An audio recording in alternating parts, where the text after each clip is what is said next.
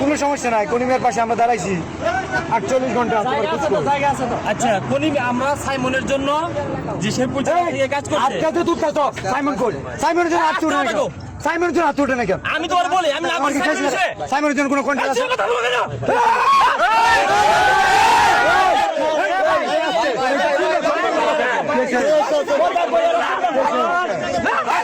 শিখাবি